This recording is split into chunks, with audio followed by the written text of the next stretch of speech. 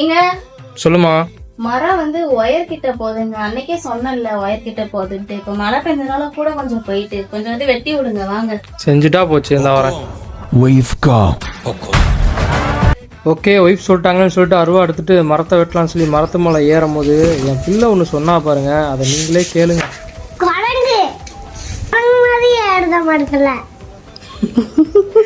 குரங்கு மாதிரி ஏறுறானோ? மரத்தை வெட்டணும்டா.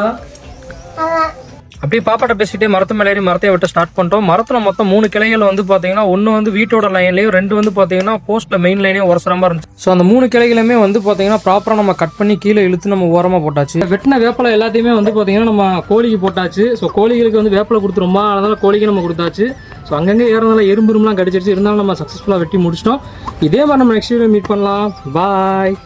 Subscribe.